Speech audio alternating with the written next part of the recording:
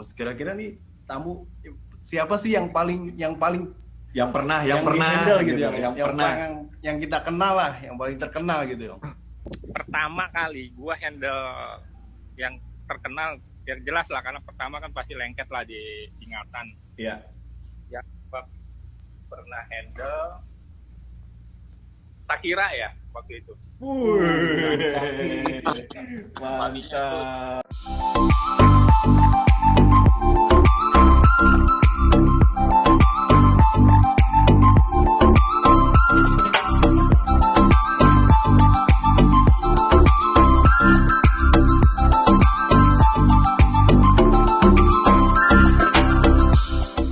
Oke, sahabat dapur, kembali lagi di Chef Office Show. Hari ini ada siapa nih? Bintang tamunya? Ada chef spesial. Dia jadi kerjanya di pulau buat private guest. Pulaunya di mana? Di mana ya? Pulau Gadung. Karibian gitu, Oh, di Karibia. US dong? US. Oh, oke. Namanya siapa? Namanya Chef Andi Setiawan. Oke. Hari ini kita ngobrol-ngobrol sama Chef Andi Setiawan. Gimana prosesnya sampai pengalaman dia Sampai bisa kerja di sana. Iya, sama Terus pengalaman kerja di sana seperti gimana apa kerjanya sih? di sana? Iya, Ya? apalagi private chef gitu loh. Iya. Pasti dia harus menguasain dari appetizer sampai dessert dong. Juga cost-costnya segala macam. Iya. Kan? Oke, kita langsung ngobrol ya. Ya boleh. Oke. Langsung. Oke, Chef. Selamat datang di Chef Office Show. Oke, selamat. Ya. Apa gua harus ngapain nih? kita ngobrol aja. Oh iya. Kita ngobrol Oke, aja. siap. Kita ngobrol-ngobrol. Dulu ceritanya bisa nyampe ke sana tuh gimana sih? Kayaknya seru banget tempatnya nih, backgroundnya tuh. Ya, oke. Ya sebenarnya kan awalnya mau ke sini tuh nggak ada niat. Waktu itu gue kerja di Abu Dhabi, ya nanya temen tuh ngepost foto, ya fotonya itu ya kayak pantainya kan biru gitu kan, dia lagi ke pantai nih gitu sama temen-temennya. Bilang, wah ini kerja di mana nih, kok bisa ini tempatnya kok bagus gitu. Tapi dia langsung bales gitu kan. Dia bilang, oh kita di Karibia gitu, di Turk and Caicos Island gitu. Oh gitu. Boleh dong kalau ini ada lowongan biasa standar banget lah gitu kan. Dia malah balas gitu, emang kebetulan rezekinya ada gitu. Terus dia bilang, dibales, ya udah kirim sini CV-nya, nanti saya forwardin ke resort manajernya gitu. Udah, akhirnya gue dapet kerjaan di sini gitu, singkat cerita. Oh gitu. Jadi Gitu. dari teman ya, dari teman ya. Dari teman. Koneksi. Ya kalau cari kerja kan. Iya benar. Dari teman ke teman ya. Biasa ada network lah ya. Iya, network betul. Dari teman rezekinya mah. Iya, kita harus ngebangun network juga ya. Tanyain apaan sih dokumen? Ya, Gua betul. di sono. Oh iya benar. Kalau mau kerja di sono dokumennya apa aja sih? Ada yang spesifik nggak? Spesifik banget. Mungkin sekarang karena COVID itu harus ada tes COVID lah, biasa sama apa ya, buat kesehatan itu pasti ada dokumen kesehatan. Kita kalau luar negeri kan biasa sama paspor lah pasti. Terus ijazah segala macem, apalagi ya, surat keterangan kelakuan baik gitu kalau dari Indo mau keluar mah. Terus foto yang standar, dokumen. Tapi yang sekarang sih dia require pasti tes COVID-19 itu harus pas gitu. Itu udah wajib kayaknya. Oh ya berarti nggak ada yang buat TOEFL apa segala macam, nggak ada ya? Gitu, cuma pengalaman kerja, terus kemudian sertifikat pendidikan, terus surat referensi. Itu sama paspor plus sama surat kelakuan baik. Karena cuma itu aja ya. Betul. Ya itu so far begitu ya. Jadi kalau yang waktu TOEFL kalau ada pernah ikut British Council malah bagus tuh kalau dilampirin. Pasti malah makin bagus ada gitu. Plusnya ya di situ ya. Plus pasti. Oke. Itu kalau buat dokumen apa visa segala macam kita ngurus sendiri apa dari perusahaan gitu, Yong? Sorry, Sep Andi. Ya, panggil Doyong ya, Chef Doyong aja deh. Oke, itu kalau bisa tuh yang proses tuh kan kita setelah proses aplikasi masuk, orang aplikan ini jadi disuruh nunggu, jadi biasanya perusahaan yang ngurus. Kita nunggu sampai working permit-nya jadi. Jadi kita di sini nggak perlu visa sebenarnya. Nanti visa itu kalau bisa punya visa US di paspor, karena itu lebih mudah kalau kita mau cuti, mau ke luar dari pulau ini juga lebih mudah lewat US gitu, karena penerbangan semua lebih murah lewat US. Karena terus terang kalau di sini sebenarnya teritorinya masih punya British. Jadi kalau di Karibia itu ada yang pernah dengar lah pasti yang istilahnya British West Indies. Nah, kita salah satu pulau yang naungannya itu dari Inggris gitu, termasuk dari British West Indies itu. Nah, tapi currency-nya dan tamu-tamu di sini kebanyakan US karena kita kan dekat sekali dengan Miami gitu ya, cuma terbang nggak nyampe 1,5 jam udah nyampe gitu, udah dari Miami. Kebanyakan itu turis dari US dan currency yang dipakai dolar gitu. Gitu. Tapi kalau lebihnya regulasi kayak kita berkendara, contoh kan nyetir kalau di US sebelah kanan gitu. Tapi kalau di sini tetap sebelah kiri gitu, kayak di Indo, karena dia semua regulasi dan peraturan itu dari Inggris gitu, karena negara Inggris. Ya. Aja. Ngikutin Inggris ya? Betul. Kerja di sana enak nggak? Ini menarik nih pertanyaannya. Gue kesini pertama kali tahun 2010 Desember. Nah, sekarang udah tahun 2020, berarti hampir 10 tahun. Buset, betah. Berarti nggak ada nggak enaknya nih. Biar betahin aja lah gitu kan. Udah cocok aja gitu kan. Di sini juga kerja kan nggak ya, kayak di tempat-tempat sebelumnya yang sepengalaman gue itu di sini tuh agak slow ya, santai gitu ya. Gitu. Basicnya itu. Dan terus kayak kerja di villa kan nggak kayak di hotel. Kita kan kalau di hotel kita kerja sama banyak orang, kalau di villa kan kerja sendiri. Seringnya sendiri. Jadi kita semua jadi belanja, bersih-bersih, itu sendiri semua gitu. Jadi itu aja challenge-nya, dan kadang bikin betah ya, karena ada uangnya dolar gitu aja sih sebenarnya. Ya. Dan paham lah ya kan gitu. Iya. Nah, terus ini nih, gue mau tanya nih kayaknya ini nih. Orang kan tahu senengnya doang gitu. Susahnya di sana tuh apa sih? Homesick mungkin. Nah, kita dengerin nih pengalaman dari beliaunya nih. Oke. Dibilang susah, nggak susah-susah banget ya. Kayak kita enjoy aja sebenarnya. Alhamdulillah sih sebenarnya masih kerja gitu kan. Terus ya mungkin ribet itu masalah jauh dari keluarga sama. Tapi basicnya kalau teman-teman nih ada semua mau jadi chef atau jadi butler, itu kan dia bisa dapat working permit-nya itu bisa mensponsori keluarganya. Gitu. Maksimal anak 2 gitu bisa dibawa ke sini. Dia bisa mensponsori istri dan keluarganya. Jadi bisa datang ke sini gitu. Itu bagusnya sih. Sebenarnya banyak sekali kan kayak tenaga kerja asing, contoh dari negara tetangga kita itu Filipina ya, mereka di sini udah keluarganya di sini semua gitu. Yang kebanyakan coworker saya sendiri di perusahaan sekarang tempat saya kerja itu kebanyakan orang yang udah maksudnya keluarganya juga, dia kerja sama keluarganya gitu. Jadi dalam satu villa kadang ada adiknya di situ, suaminya, semualah di situ. Ya kalau nonton film Parasit, ngerti lah itu pasti ya. Ya seperti itu. Ya, ya kita bisa sih gitu.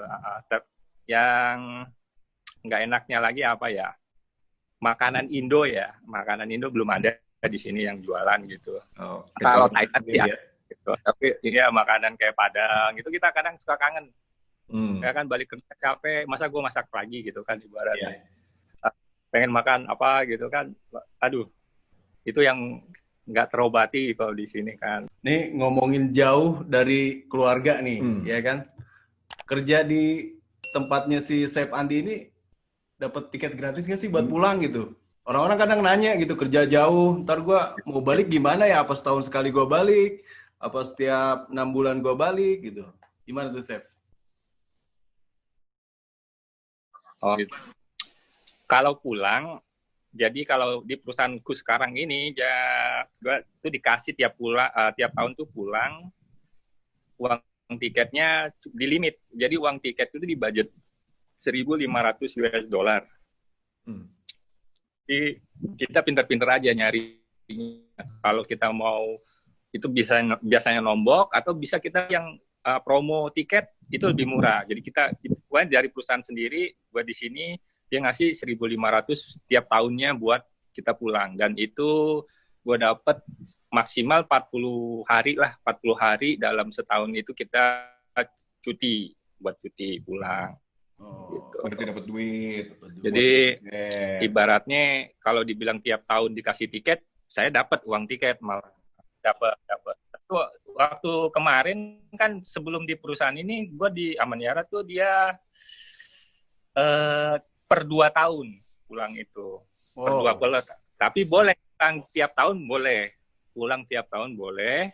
Dengan catatan tahun pertamanya bayar kita harus beli tiket sendiri. Nah, tahun keduanya gratis gitu. Ya, kalau gitu. Iya. Itu aja sih. Seru juga ya. Ini udah ketangkep nih gimana cara kerja, ya kan, Chef? Cara kerja di sana gimana? Sekarang kita pengen tahu juga kerjanya ngapain sih, iya kan? Kerjanya ngapain sih di sana gitu kan? Posisi apa sekarang, Chef? Di sana? Saya private chef. Private chef. Ya, ini sebenarnya ngerangkap sih semuanya.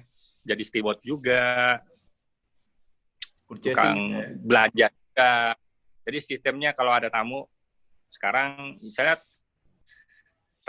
ada tamu sekarang, saya nge-serve mereka itu incas itu dari sarapan pagi sampai makan malam selesai. Jadi maintenance kita harus maintenance timing itu udah pasti gitu kan. Emang agak kaget kalau misal dari hotel biasa jadi private chef, emang agak ada penyesuaian lah di situ. Kan kita harus belanja sendiri. Kita harus nge-serve mereka tuh dari sarapan pagi, terus masalah makanan siang nanti kita tanya lagi maka mau makan apa, atau kita udah set menu sehari sebelumnya. Misalnya kita udah set menu makan siangnya apa, makan malamnya apa. Tapi kan kadang-kadang beberapa tamu yang pengalaman gue itu dia nggak mau gitu. Misalnya tanya buat makan apa besok siang gitu, atau makan apa besok malam. Ya kita ngomongin besok deh gitu pasti gitu kan. Nah itu jadi ada tantangan lah kitanya. Jadi biasanya habis nge-serve breakfast kita samperin, tanya gimana makannya, apa ada keluhan, apa ada yang kurang gitu, atau biasa sih mereka baik-baik aja ya, bilang oke, fine gitu. Langsung kita nanya mau makan apa nanti siang gitu. Biasa tamu juga males mikir atau dia nggak punya ide, dia pengen santai di sini, dia bilang, oh apa yang kamu punya? Dia pasti gitu. Jadi kita harus sudah ready buat menu suggestion gitu. Misalnya, oh makan siangnya sandwich, contoh yang sederhana ya, sandwich, salad, dan sebagainya gitu kan. Oh kalau dia approve, kita langsung bisa siapin, bisa belanja ya kan. Kita bisa belanja, nyetok, terus kita prepare baru kita serve. Nanti setelah begitu terus, setelah makan siang kita nanya mau makan apa ntar malam gitu. Misalnya, oh kamu punyanya apa? Misalnya makan malam kita punyanya daging, tenderloin, ayam atau ikan, ya kan? Nanti dia suruh kamu mau ya udah saya daging, terserah kamu mau masak apa gitu kan? Atau ada spesifik, misalnya kamu bisa nggak bikin misalnya bikin sate gitu kan, yang sederhana. Oh bisa gitu kan? Atau saya mau request makanan tertentu, misalnya, oh saya nggak makan daging, saya pengennya ikan aja, tapi ikannya bisa nggak kamu di steam aja gitu. Ya kita fleksibel dengan ngasih suggestion juga. Kadang kan kita kan nggak mungkin nyajis yang aneh-aneh ya. Yang sulit-sulit makanan di prepare, coba fresh pasta atau segala macam yang makan waktu banyak, nantinya kita kelimpungan sendiri gitu. Karena kan Inca sendiri, nggak ada section cold, hot, segala macam nggak ada. Kita ngerangkap sendiri sampai pastry gitu. Masalah dessert, ya kita tapi gampang-gampang. Kita punya trik lah gitu kan, yang gampang-gampang aja, kayak simple gitu. Berarti memang kalau mau jadi private chef itu paling tidak pengalaman itu udah harus banyak ya, karena udah pernah di stasiun mana aja masing-masing, udah pernah di cold kitchen, udah pernah di paling tidak tahu mengenai pastry sedikit, gitu. Karena kan kayaknya yang saya tangkap itu nggak pakai buku menu nih, semua up on the guest request, benar nggak?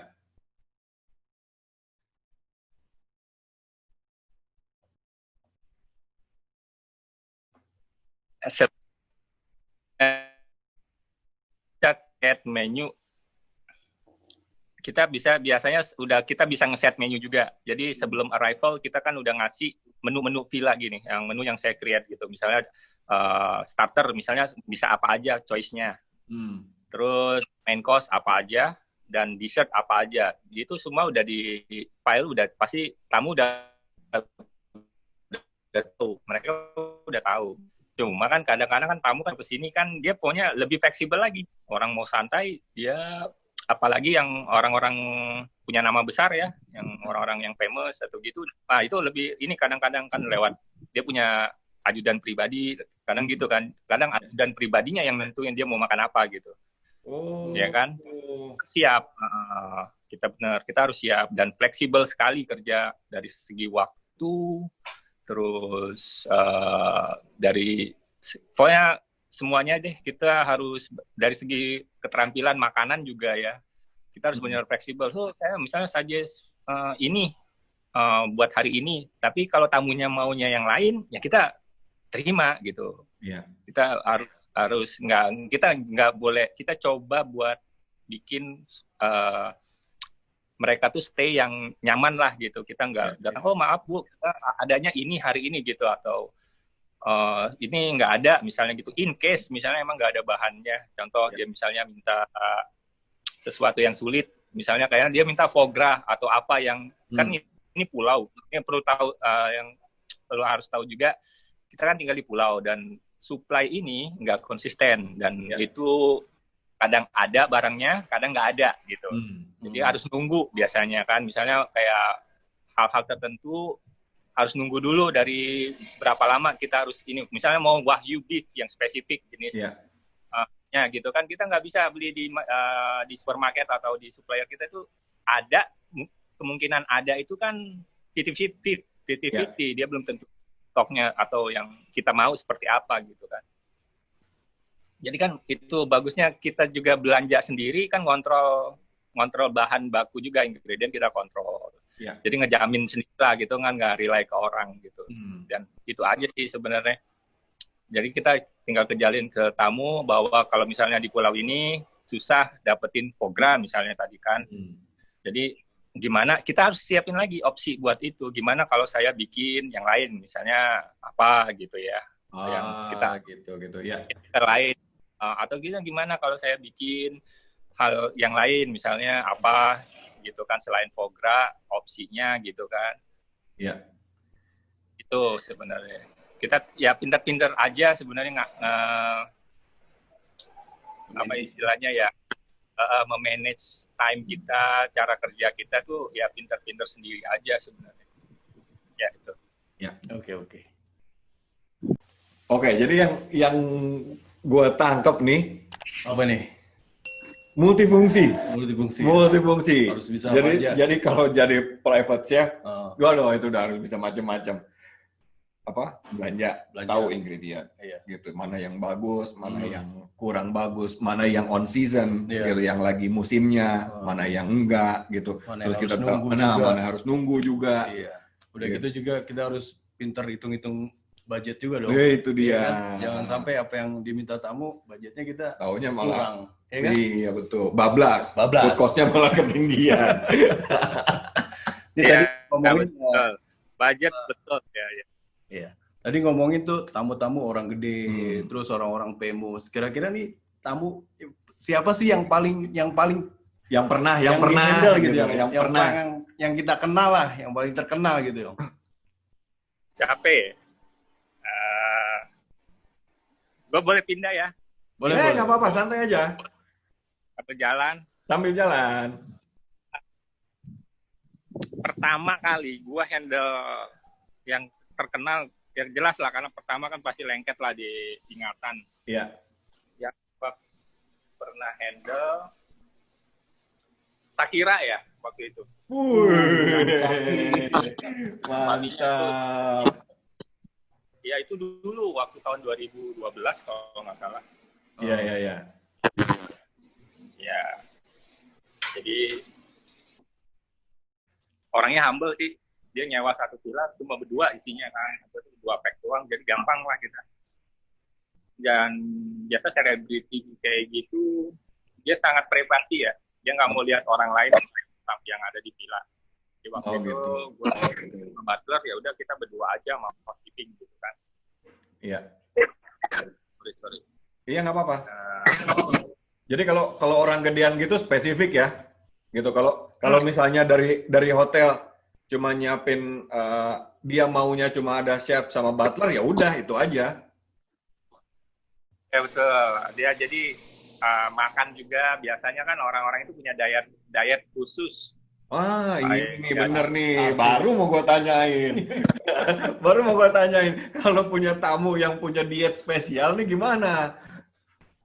Nah, itu siasatnya ya pintar-pintar lagi kan. Balik lagi kalau misalnya dia vegetarian. Contoh gue pernah nge-handle Prince yang almarhum kemarin. Prince kan orang musisi terkenal juga lah, maksudnya dia pernah menang Grammy ya. Dia itu orangnya agak aneh juga. Dandanan terus ini vegetarian. Nah, dia makannya kan salad-salad lah paling, tahu itu yang proteinnya yang kacang-kacangan gitu kan. Ya. Ya itu nyiasatin. Dan kita sangat fleksibel buat itu. Misalnya dia vegetarian, ya kita siapin aja beberapa vegetarian menu atau vegan menu di otak kita yang gampang-gampang, yang bisa kita temuin tiap hari gitu bahannya. Kita saja ke dia gitu. Mereka juga paham itu kan. Biasanya dia oke-oke aja kalau makan, atau nggak ada meat gitu kan, atau less fat gitu kan. Less fat. Masalah fat juga, gue pernah handle yang orang ternama Versace. Oke. Dan dia si Donatella Versace ini kan punya anak namanya Allegra Versace. Nah, dia jadi ikut bisnis ini, keluarganya jadi lebih berkembang. Dia anak yang jenius hitungannya sih. Jadi ini perempuan, si Allegra sendiri, dia fat phobia namanya. Gue juga baru dengar. Dia sangat anti yang namanya fat gitu. Walaupun dia makannya vegan ya, kayak vegetarian doang, itu harus sampai kering. Kita bikin zucchini grill, apapun, eggplant segala macam itu sampai kayak chip dry. Iya. Api kecil fresh ya. Jadi dia timbangan juga harus berapa gram dia harus makan, breakfastnya, lunchnya apa. Kita harus nimbang dulu, baru kita goyang. Nimbang dulu kita goyang. Masih luar biasa bro. Itu sangat ngejelimet. Ya, itu sangat tantangan banget itu so far ya. Terus terang kalau tamu yang selebriti atau orang gedean gitu, kan dia hidupnya nggak kayak orang normal ya, rata-rata ya. Ya kadang, contohnya lagi kayak Shakira sama Prince, dia itu orangnya insomnia, jadi nggak bisa tidur malam. Dia tidurnya pagi, jam 5 subuh, jam 4 subuh, baru tidur gitu. Jadi ya siap-siap aja kita fleksibel. Kadang kayak mereka dinner, oke, dinernya jam 12 malam, ya nggak siap-siap aja gitu lah. Tapi kan jam 12 siang gitu, breakfast-nya dia jam 12 siang. Gitu. Ya kira-kira. Iya, menarik. Menarik ya. Ini makanan jadi benar-benar harus kita kuasain banget ya kan? Iya. Kira-kira tuh ada nggak sih buat makanan-makanan spesial gitu, tamu bawa sendiri gitu, Chef? Gue nggak mau nih makanan dari villa gitu. Gue Gue bawa makanan sendiri dah gitu.